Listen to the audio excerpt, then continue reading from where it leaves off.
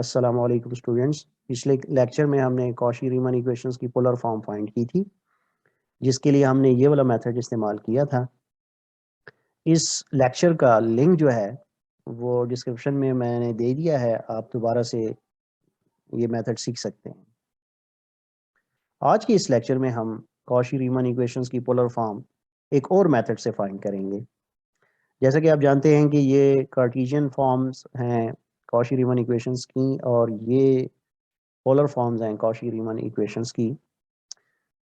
तो सबसे पहले हम ऐसा करते हैं कि chain rule for multi variables इस्तेमाल करके partial u upon partial x, partial u upon partial y, partial v upon partial x और partial v upon partial y पे chain rule for multi variables इस्तेमाल करके हम उनको चेन फॉर्म में लिख लेते हैं। जैसा कि आप देख सकते हैं कि यहाँ पे पहली टर्म में हमने पार्शल आर इंट्रोड्यूस करवाया है और दूसरी टर्म में पार्शल थीटा, और यही प्रोसीजर चारों इक्वेशन में इस्तेमाल हुआ है। हमारा नेक्स्ट टारगेट ये होगा कि हम ये पार्शल आर और पार्शल एक्स, पार्शल थीटा और पार्शल एक्स, पार्शल आर और पार्शल वाई और पार्शल थीटा और पार्शल वाई की जो टर्म्स हैं उनको फाइंड करें। तो उसके लिए हम ऐसा करेंगे कि जैसे कि हम जानते हैं कि एक्स और वाई को हम पोलर फॉर्म में लिख सकते हैं, और वो है x is equal to r cos of theta और वाई जो है वो आर साइन ऑफ थीटा। दोनों इक्वेशंस का स्क्वायर लेके आप उसमें ऐड करने से हमारे पास बनता है r square is equal x square plus y square. ये वाली जो इक्वेशन बनी, इसका हम एक दफ़ा partial derivative with respect to x ले लेते हैं और दूसरी दफ़ा partial derivative with respect to y ले लेते हैं। पहली पहली दफ़ा पार्शियल एक्स लेने से हमारे पास इक्वेशन बन जाती है पार्शियल आर और partial x is equal to x और आर। एक्स चूंकि इक्वल है आर कॉस ऑफ थीटा के, तो हम एक्स को रिप्लेस कर देते हैं आर कॉस ऑफ थीटा से। तो फाइनली हमारे पास टर्म बनती है पार्शियल आर और partial x is equal cos of theta. इसी तरह से हम पार्शियल आर और पार्शियल वाई फाइंड कर लेंगे, जो कि फाइनल टर्म बनती है पार्शियल आर और partial y is equal to sine of theta. हम जानते हैं कि theta is equal to tan inverse y और एक्स। तो यहाँ पे हम ऐसा करेंगे कि थीटा का एक दफ़ा डेरिवेटिव एक्स के हिसाब से लेंगे और दूसरी दफ़ा वाई के हिसाब से लेंगे। जब हम थीटा का partial derivative with respect to x लेते हैं, तो टेन इनवर्स वाई और एक्स बन जाता है 1/1 प्लस वाई और x whole square partial x of y और एक्स। इसको सिंप्लीफाई करें तो हमारे पास फाइनली टर्म बनती है पार्शियल थीटा और partial x is equal minus sine of theta और आर।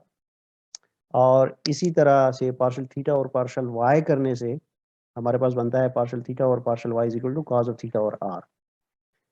चलें जी, हमारे पास ये चार टर्म्स आ गई हैं। अब हम इन चार टर्म्स को इन चेन रूल्स में पुट करेंगे।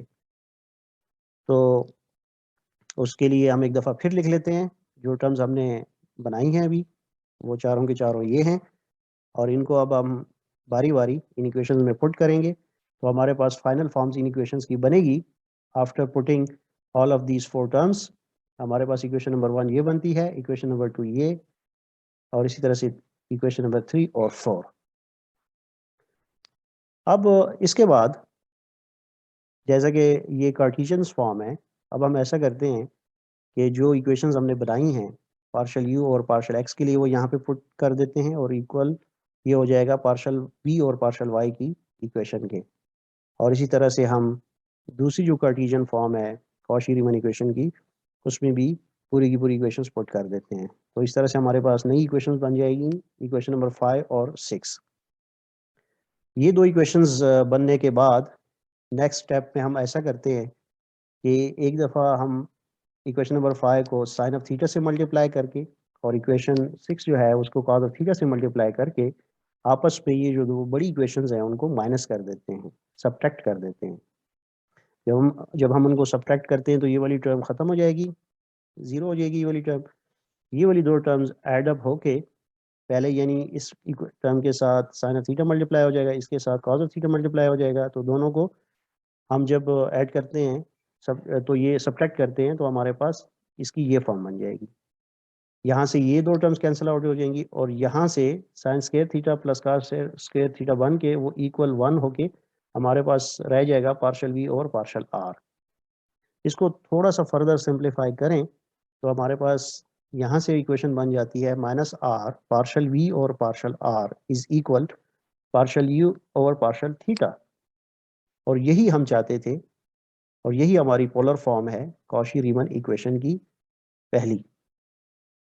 दूसरी इक्वेशन फाइंड करने के लिए अब हम ऐसा करते हैं कि इसी इक्वेशन नंबर 5 को दूसरी बारी हम कॉस ऑफ थीटा से मल्टीप्लाई करते हैं और इक्वेशन नंबर 6 को साइन ऑफ थीटा से मल्टीप्लाई करते हैं और इस बारी हम उनको ऐड करते हैं। इनका एडिशन करते हैं दोनों इक्वेशंस का।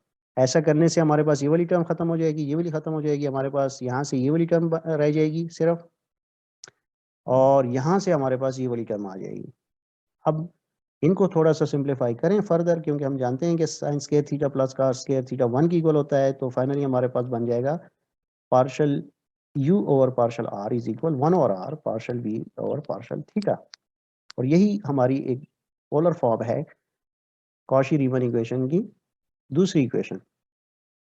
तो इस तरह से ये दूसरा मेथड फॉलो करके भी हम कॉशी-रीमन इक्वेशंस की पोलर फॉर्म फाइंड कर सकते हैं। मुझे उम्मीद है कि ये मेथड भी आपको पसंद आएगा। तो जाते-जाते मेरा चैनल सब्सक्राइब ज़रूर कीजिएगा और ये लेक्चर जो है अपने फ्रेंड्स के साथ शेयर कीजिएगा।